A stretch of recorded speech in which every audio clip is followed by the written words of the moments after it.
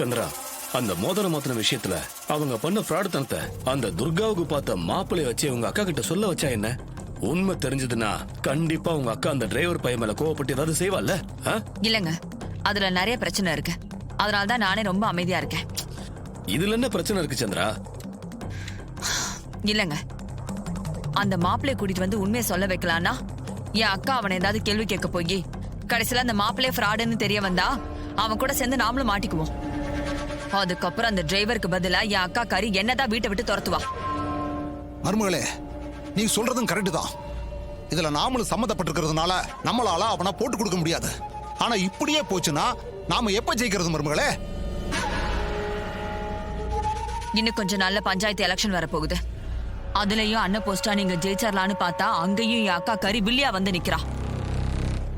அவளை எலெக்ஷன்ல ஜெயிக்கிறது அவ்வளவு சாதாரணமான விஷயம் இல்ல. அதுக்கு கடுமையா உழைக்கணும். ஜெயிக்க என்னென்ன குறுக்கு வழி இருக்கோ அதை அத்தனையும் செய்யணும். அப்பதான் நம்மளால ஜெயிக்க முடியும். கோயிலுக்குள்ள மறைஞ்சிருந்த அந்த நவீனையும் துர்காவையும் ஊர் ஜனங்க முன்னாடி நிறுத்தி உங்க அக்காவுக்கு கெட்ட பேரை உண்டு பண்ணி நான் அவளை தோக்கடிக்கலான்னு பார்த்தா அதுவும் புஸ்வானமா போயிடுச்சு. அவளை ஜெயிக்க எப்படிதான் தந்திரம் பண்றதுன்னு எனக்கு ஒண்ணுமே புரியல. அதுக்காகலாம் நம்ம சோர்ந்து போயிடக்கூடாதுங்க. நாம ஜெயிக்கிறதுக்காக எந்த எக்ஸ்ட்ரீமுக்கு போனாலும் தப்பே இல்ல. நாமினேஷன் முடிஞ்சு இன்னும் 2-3 நாள்ல பிரச்சாரத்தை ஆரம்பிக்கணும். அவளை முந்துகிட்டு நம்ம எல்லாத்தையும் செய்யணும். ஜனங்களுக்கு ஓட்டுக்கு இவ்வளவுன்னு பணம் கொடுக்கணும். அப்புறம் கோடம் குத்துவலுக்கு பரிசுன்னு எல்லா கருமத்தையும் கொடுக்கணும்.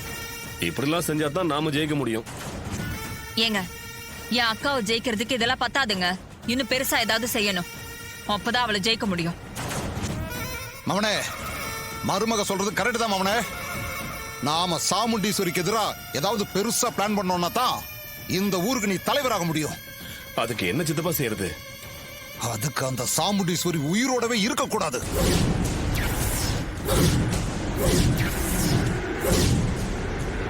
அவ செத்தாதாண்டா நீ தலைவராக முடியும்.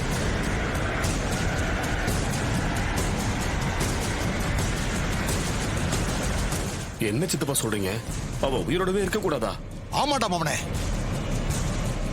அவ செத்தா தாண்டா நீ சுலபமா ஜெயிக்க முடியும். வேற வழியே இல்லடா.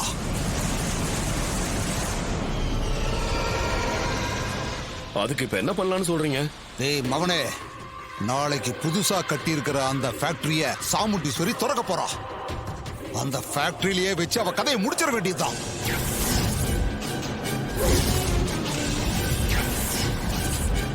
சித்தப்பா, அவ செத்தா எலெக்ஷனே நின்னு போயிடும். அப்புறம் நான் எப்படி பிரசிடண்ட் ஆகுறது? மவனே, இப்போதைக்கு எலெக்ஷன் நின்னாலும் 3 மாசம் கழிச்சு மறுபடியும் வரும்ல. லட்சக்கணக்கில் அப்ப பஞ்சாயத்துல பணத்தை கட்டிட்டு நீ தலைவராயிடு ஈஸியா. பார், இப்படி எல்லாம் ஏதாவது நாம செஞ்சாதான் நீ தலைவராக முடியும். சித்தப்பா, நீங்க சொல்றதெல்லாம் சரிதான். ஆனா சந்திரா அமைதியா இருக்காளே. என்ன இருந்தாலும் சாமுண்டீஸ்வரி இவ அக்கா இல்ல. அவளை சாகடிக்கிறத சந்திராவால ஏத்துக்க முடியலன்னு நினைக்கிறேன்.